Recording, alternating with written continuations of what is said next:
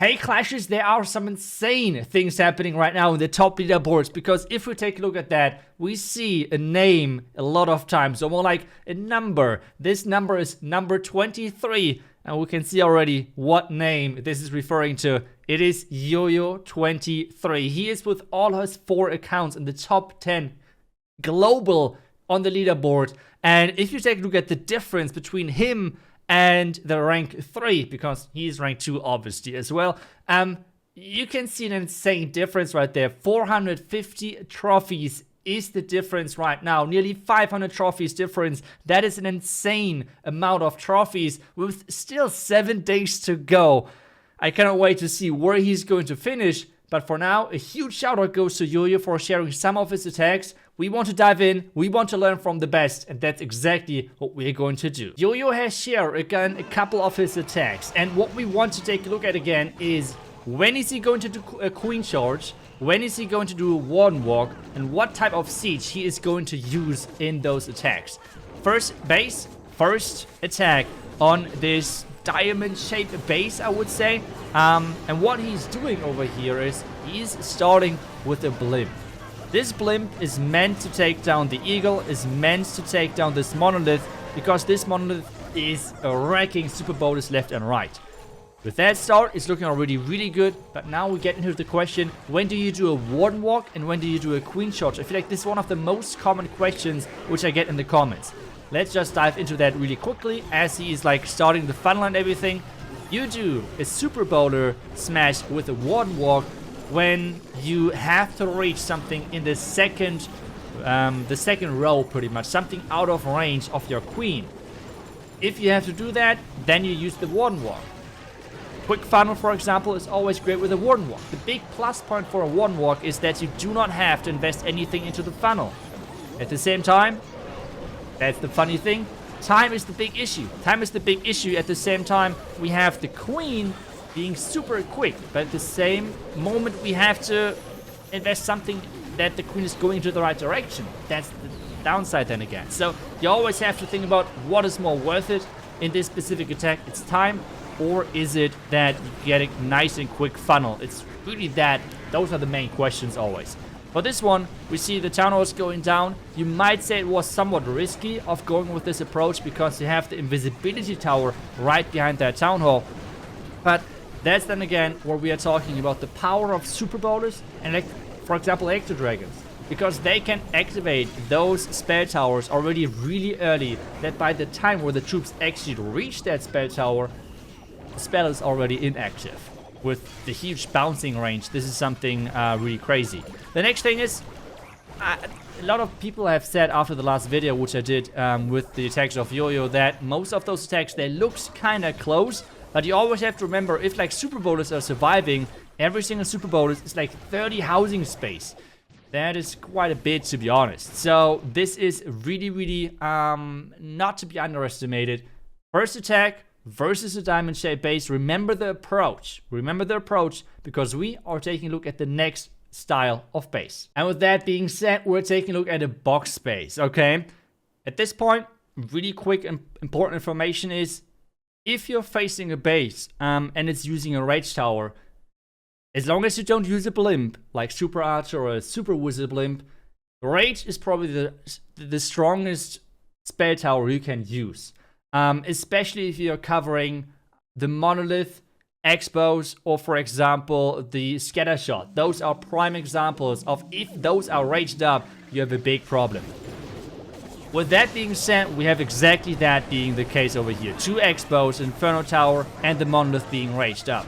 But Yo-Yo now is doing a really interesting approach, which I have not seen so far on Town of 15 from many other pro players.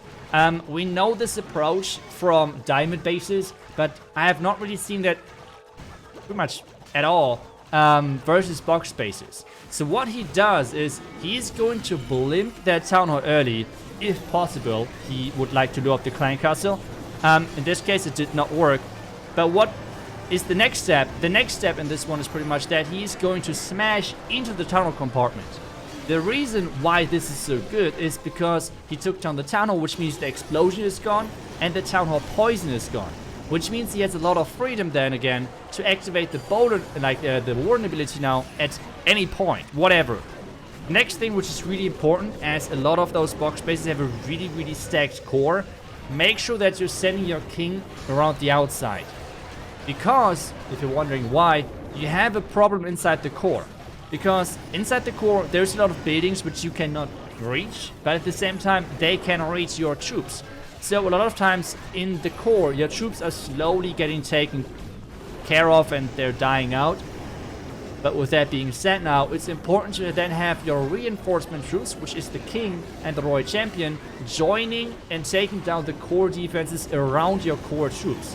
So for example, the royal champion now slowly coming in, and the important next thing is save your spells. Do not swag your spells and use them over aggressively. On this one, he has the freeze, he has the skeleton spell and the rage on the back end, and with that, this defending king and everything is taken care of really nice and easily for another nice 3-star. So this is another technique now which you can use. As I said earlier, I have used this technique already versus diamond bases, for example, where you blimp that town hall and then smash into the tunnel compartment, but I have never seen it versus box bases, so this is another really cool trick which you can abuse if you're using a smash type of attack. It does not matter if it's super boulders or electro titans. It's a really nice approach, and especially it's a safe one. This is the important thing. With Town Hall 14 meta, you would have Warden Walk this side, maybe King on the other side, and then Lock Launcher through the core. This can result really easily in a 1-star, but with this approach, it's pretty much always a given 2-star at least. And with that being said, we're getting to the third category, which is the ring base, okay?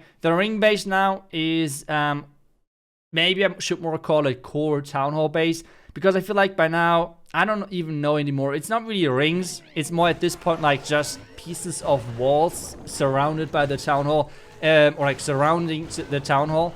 So, yeah, it's... You know what I mean, okay? Core town hall base. On this one, he is deciding to go for the Warden Walk. When do you go for a Warden Walk? Warden Walk, a lot of times are getting combined with the Flame Flinger, what he does over here. You don't really have to always tank for the Flame Flinger with your Warden, but what is the important thing about using the Flame Flinger with the Warden is it's really nice for the time, okay? Because if you have the Flame Flinger working at the same time as the Warden, you have more damage getting put out, because this is the big problem with the Warden. That's time, okay? This is the big problem when you're doing those Warden walks, because the Warden, no big surprise, is not having the same DPS, the same damage per second as, for example, the Queen. So this is really important to note. On this one, the expos are not placed perfectly. Obviously, Yo-Yo is seeing that, so he knows, okay, he can place the Flame Thing over here. Next thing, he is going to add the smash on the other side. And now we can see how difficult it actually is, or not difficult, versus those poison towers. I feel like poison towers by now are mainly getting used on ring bases. But at the same time, if you're using a different style of base, like for example the box base, you don't really are forced to use poison towers because the value in blimps is already limited. So with using different base types, you are able to switch your poison towers to, for example, rage towers, which then give you so much power. Like versus the rage tower, for example, you cannot queen charge anymore. It's not possible. Versus rage tower, it is nearly impossible to do those heavy pushes because the rage up scatter. Have fun with that. This is not fun, okay? This won't be an easy thing at all or anything. So yeah, as I said, rage towers are way better than what I have thought, but it really needs to make sure that you're using it with the right style of base, because on ring bases you cannot use them because of the super archer blade, for example. That just as a tip, maybe if you're looking for a good base. But on this one, again, he's having the king alive, the queen alive, the royal champion is doing her job as well. So especially with Diggy together is another nice 3-star. And with that, we have now the main 3 most common used type of bases. The diamond base, we have the core town hall base, and then the box base. All of them nice approaches on how you can, I would say, easily 3-star if you can really, or if you really put the time in here.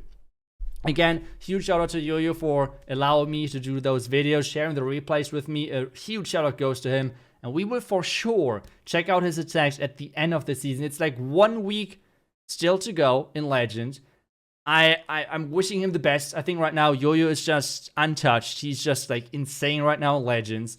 Building a lot of his bases, smashing everything in offense, being one of the most consistent on the offense on his main account. It is incredible. I hope that he can finish strong, and we're going to find out exactly that in 1 week and see where he's going to finish his season. I hope this video helped you to improve your Smash skills, your Super Bowl attacks especially. And if you want to see more from Yo-Yo, make sure to follow his Twitter. Link is as always down below in the description. But for now, that's it for me. Thank you so much for watching, and we'll see you guys back tomorrow for the next video. Until then, see ya and bye bye.